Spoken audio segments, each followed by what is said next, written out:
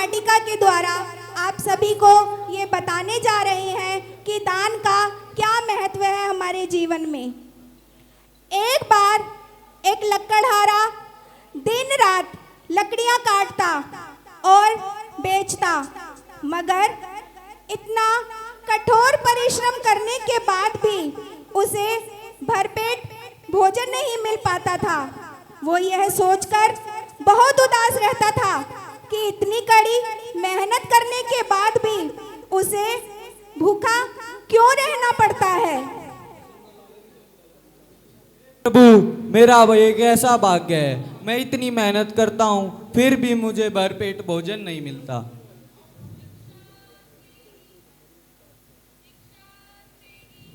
प्रणाम महाराज। प्रणाम पुत्र, तुम इतने उदास क्यों दिखाई पड़ते हो? क्या हुआ? क्या बताऊं महाराज, मैं इतना परिश्रम करता हूँ फिर भी मुझे भरपेट भोजन नहीं मिलता। अच्छा, रुको मैं ध्यान लगाकर देखता हूँ ऐसा क्यों है।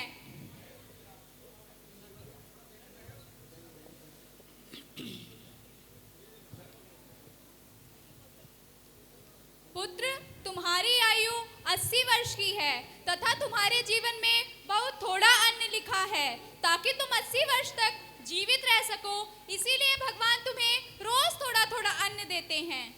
क्या आप भगवान को बोलकर मुझे अपने जीवन का सारा भोजन एक साथ दिलवा सकते हैं? ठीक है, यदि तुम्हारी यही इच्छा है तो मैं कोशिश करके देखता हूँ।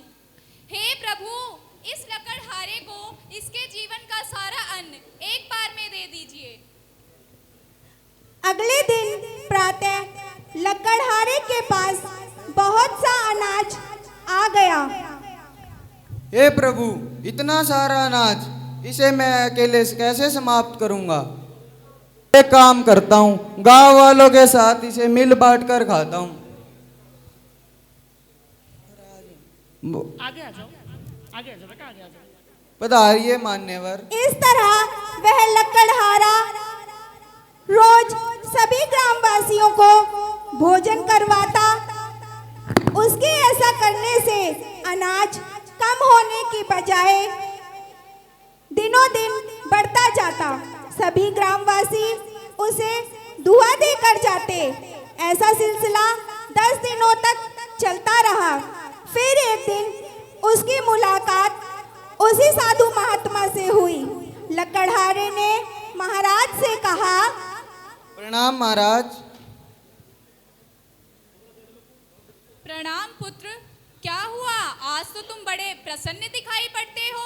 क्या बताऊं महाराज, आपकी वाणी सत्य हुई, मेरे घर बहुत सा अनाज आ गया। अरे ये तो बहुत अच्छा हुआ, तुम्हें तो बहुत अच्छा खुश होना चाहिए। फिर मैंने उसे सभी गांव वालों के साथ मिल बांट कर खाया, लेकिन फिर भी वो समाप्ति नहीं हुआ। ऐसा क्यों?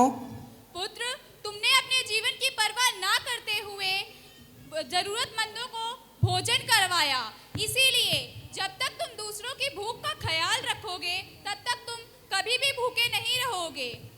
ठीक है महाराज, अब से मैं ऐसा ही करूंगा।